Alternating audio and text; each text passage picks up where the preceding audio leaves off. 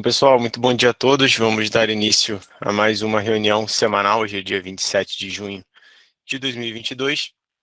Como de costume, a gente começa sempre olhando primeiro para o cenário local. Por aqui a gente teve o Ibovespa terminando a semana em queda aí de 1,15%, cotado a 98.672 pontos, reverberando ainda a queda do preço das commodities, né? O Diego vai comentar um pouquinho mais para frente, né? Causada principalmente pelo temor com recessão econômica. Aqui no Brasil, a gente teve a divulgação da ata da última reunião do Copom, com destaque aí para o ambiente global, com pressões inflacionárias mais fortes e persistentes, né? Segundo o Copom. O Copom enfatizou também a maior disseminação de inflação no país, né, que atinge tanto os itens mais voláteis quanto aqueles mais sensíveis ao ciclo econômico também. Além disso, eles pontuaram também que medidas legislativas que visam a redução de tributos sobre combustíveis, entre outros bens e serviços, eles aumentariam a expectativa de inflação para 2023, tá? Após a publicação da ata, o mercado ele começa a criar uma expectativa de que o Copom deverá promover mais um aumento de 0,5 pontos percentuais na taxa Selic na reunião de agosto, né, o que levaria então a taxa básica de juros a 13,75% ao ano. Outro destaque no cenário doméstico foi o IPCA 15, divulgado na semana passada, que registrou variação positiva de 0,69% em junho, na base mensal, um pouco acima dos 0,62% esperados pelo consenso de mercado, tá? Mas ainda assim foi um avanço mais contido comparado com o comportamento do índice, principalmente nos primeiros meses deste ano, tá?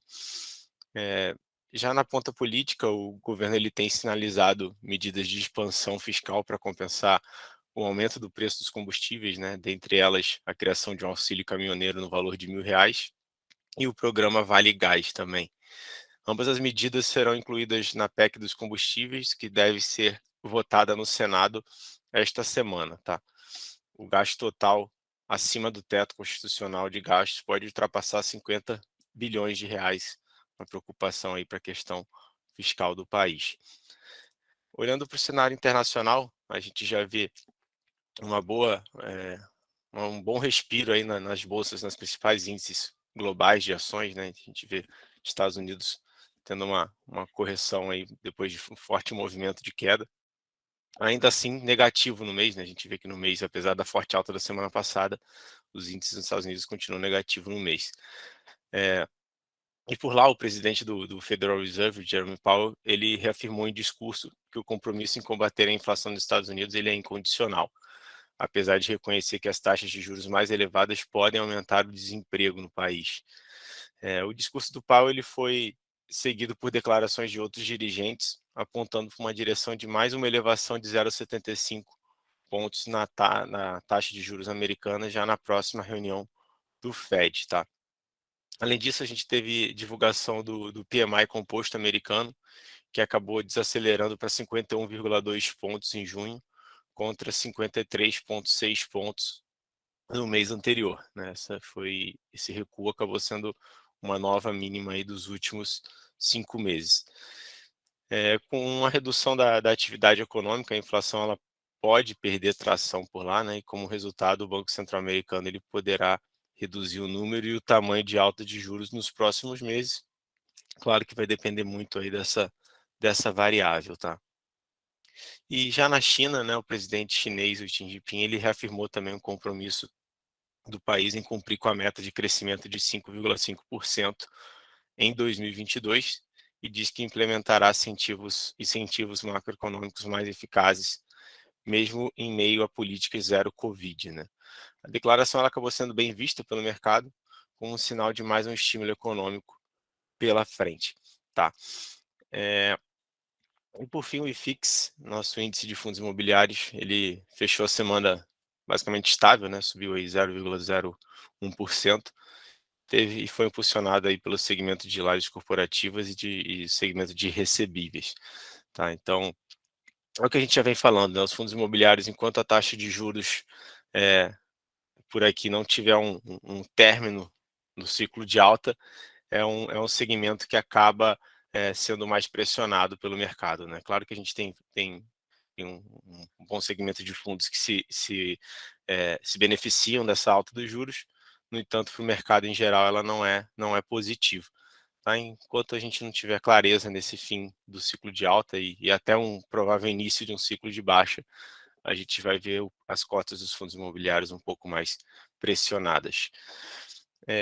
Dando sequência, o Leandro está fora hoje, né? Então a gente vai passar direto para o Alípio comentar um pouquinho para a gente aqui das commodities agrícolas. Bom dia, Alípio.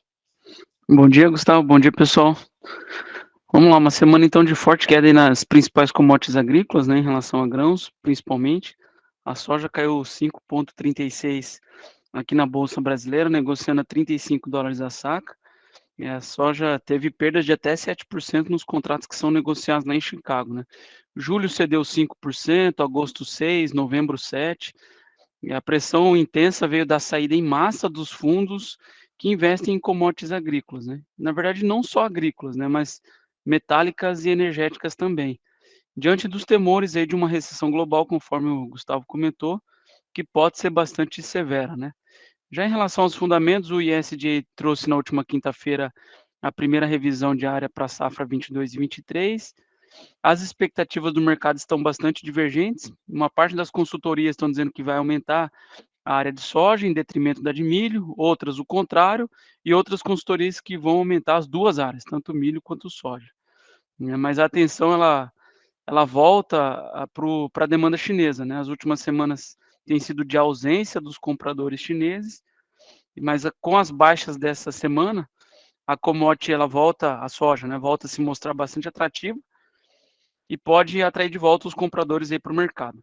No Brasil, por parte dos produtores rurais, ocorreu um susto aí com essa queda rápida nos preços e estimulou a venda, né? Então a gente teve uma venda de cerca de 2 milhões de toneladas de soja no Brasil na semana passada.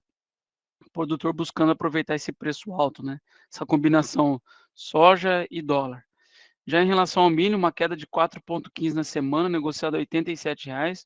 O milho derreteu na bolsa brasileira, né? Chegou a ter uma queda de 4% ao longo da semana, acaba encerrando com 4,15. Na sexta até voltou um pouco esse preço. As cotações de milho chegaram a voltar a se recuperando das últimas perdas e acompanhando essas movimentações internacionais, flutuação cambial, o dólar se valorizando também frente ao real ao longo do dia. Isso na última sexta, né?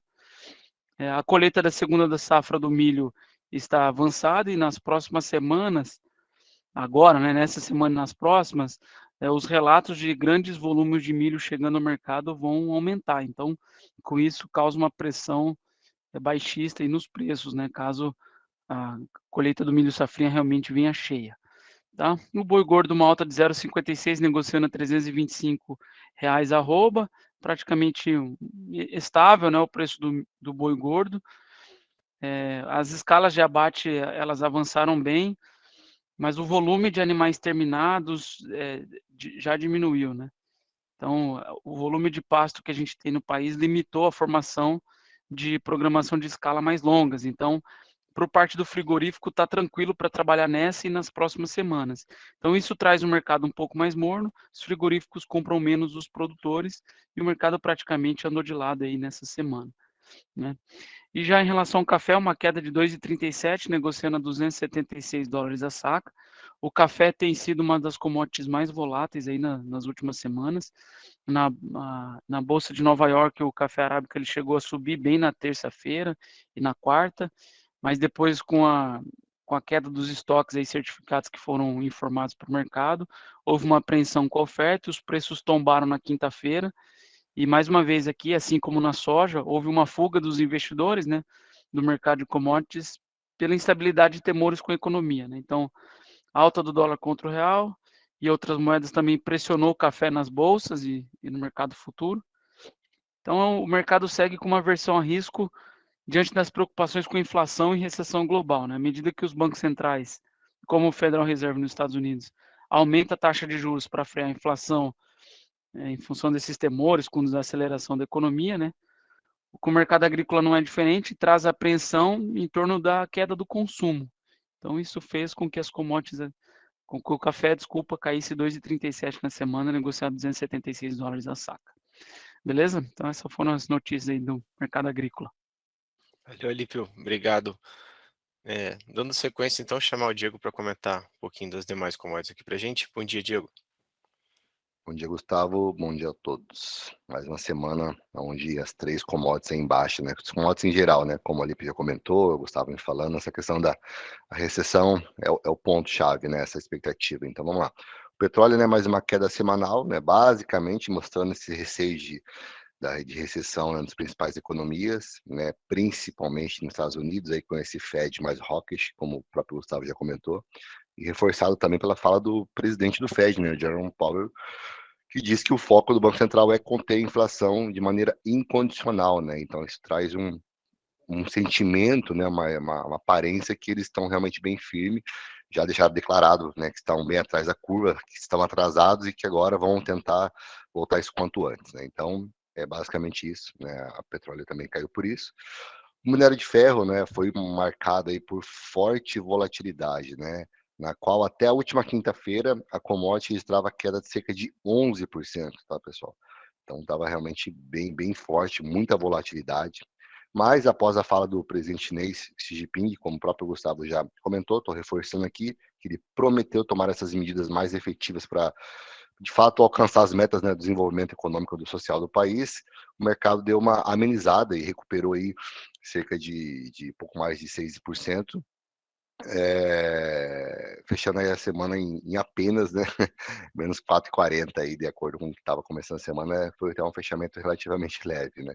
E lembrando, né, que as restrições aí da Covid, né, a política zero da China, ela pressionou demais, né, para baixo o setor imobiliário e as interrupções nas atividades também na construção civil lá na China, causada pelo clima favorável, né, a época das chuvas, né, e são ventos aí bem contrários para o setor siderúrgico da China, então realmente um ciclo, digamos, nada muito positivo, né. O ouro, digamos que fechou com uma certa estabilidade, né, uma leve baixa de 0,56. Segundo especialistas, aí os investidores aguardam essas novas leituras de dados de inflação que podem, de fato, ou alterar a rota ou pressionar ainda mais nessas possíveis altas dos principais bancos centrais, né. Ontem, líderes do G7, né, o grupo que reúne os 7 países mais ricos do mundo, começaram a cúpula na Alemanha, que vai percorrer por alguns dias essa semana, anunciaram que vão banir a importação do ouro proveniente da Rússia, tá? Então essa medida faz parte de uma série de sanções aí do grupo contra Moscou na tentativa de isolar ainda mais o regime de Vladimir Putin, né? Lembrando que só a exportação do ouro da, pela Rússia gera aí dezenas de bilhões de dólares de receita anual para eles, né? Então, o pessoal a gente sabe que todas essas medidas, essas sanções são para tentar estrangular cada vez mais a máquina, né? Digamos assim, o dinheiro dos grandes oligarcas russos, enfim, da economia como um todo e do governo, para que isso vá definhando em sentido da essa guerra, né? Então é isso aí. Sobre as commodities, tudo vermelho, tudo em relação à recessão e mais uns dados. Pode passar, por favor, aí, Gustavo. Obrigado. Aqui já no DI, né, a curva também, que a gente olha assim, né, praticamente tudo no 0 a 0, vamos fazer essa, essa analogia, praticamente flat, né, mas quem vê cara não vê coração, né? A curva também de juros apresentou uma queda muito forte logo no começo da semana, né? Justamente com esses temores de desaceleração da economia global, a queda das commodities, mas assim, reverteu bastante na sexta-feira. Até quinta-feira a queda era bem forte, tá? Bem interessante, mas na sexta-feira realmente esse cenário de maior percepção de risco fiscal aqui no Brasil, como o Gustavo já comentou, e também, né, os dados de PCA 15 que veio acima da expectativa, lembrando que veio a 0,69 e a expectativa, por exemplo, do BTG era 0,58, assim, assustou o mercado, né? Então, essa volta aquele o velho risco fiscal brasileiro, né, que é o comum para nós aqui, ano passado a gente falou muito e deu uma, digamos que acabou ficando de lado indiretamente devido a questões de inflação global e tudo mais, voltou ao cenário forte, tá? Então, sexta-feira, essa alta, ele recuperou toda a queda, né, praticamente aí, nos vértices e fechou aí nessa estabilidade, né, digamos assim. A curva de juro real, né, na qual reflete as taxas do título Tesouro IPCA, apresentou uma abertura intensa, na qual, em quase toda a extensão, com exceção do título 2022, que vence agora em agosto, né, em menos de 2 meses, né. A ponta longa da curva segue pressionado com taxas próximas ao teto, digamos assim, né, IPCA mais 6. Por isso a gente comenta, né, que realmente os níveis estão bem interessantes, níveis de taxa e tudo mais, tá? Só reforçando também alguns destaques da ata do Copom, né, como já foi dito pelo Gustavo, mas vamos lá. Na última decisão do Copom aí foi destacado o ambiente global, né, com essas pressões inflacionárias fortes e persistentes. Sobre o cenário doméstico, aí, a autoridade monetária reconheceu que a dinâmica recente de atividade surpreende positivamente, devido, sobretudo, ao processo de normalização, digamos assim, pós-pandemia, né? Claro que a gente não foi decretado ainda que acabou a pandemia, mas, né, a gente entende que está no ciclo terminal também, né? Impulsionado aí pelo consumo de serviço. E também os estímulos fiscais transitórios implementados no primeiro semestre desse ano, né? E sobre o fiscal, a ata reforçou que essa mensagem, na mensagem que as incertezas sobre o futuro das contas públicas do país e as políticas de sustentação de demanda agregada podem implementar em riscos adicionais e alta do cenário inflacionário, que a gente vem falando, né? Principalmente devido a essa medida, foram várias medidas, né? E a mais recente, a mais falada, é o projeto de lei 18, né? Que visa aí a redução dos tributos sobre os combustíveis como um todo, uma padronização, um teto, né? No caso, 17% de CMS, né? Aumentariam bastante a expectativa para 2023, né? Então talvez reduza agora, como a gente já era esperado o segundo semestre, e já vi até algumas casas aí já estavam projetando IPCA 2022 de 9, caindo para 7, 7,5, justamente por conta desse projeto de lei, né? Mas, enfim, isso deve, claro, uma hora a conta vem, né? E creio que o ano que vem já volta realmente uma pressão inflacionária um pouco maior no primeiro semestre. E lembrando que a expectativa de Selic terminal do BTG é de fim de 13,75, tá? Desse ano, né?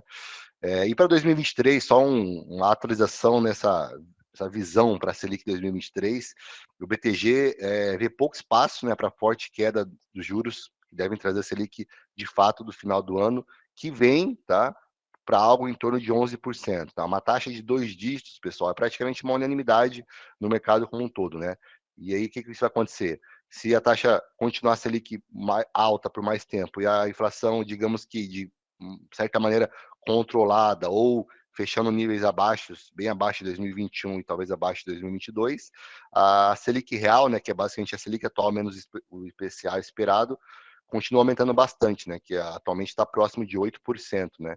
E à medida que a expectativa da inflação ceda, como eu falei, nos próximos 12 meses, o nível de contração monetária, que seria a Selic real versus o juro real, deve se elevar nos próximos meses, né? Então, trocando em miúdos, o juro real brasileiro, sim, já está, né, agora, digamos assim, positivo e deve ser um grande destaque aí no nível mundial para os próximos 12 meses, até porque o Brasil começou bem antes esse ciclo de alta, né? Então, isso deve também trazer benefícios, digamos assim, pelo menos no sentido de talvez investimentos, né, estrangeiros para cá, balança comercial, câmbio, vamos ver como é que isso vai refletir de fato, tá?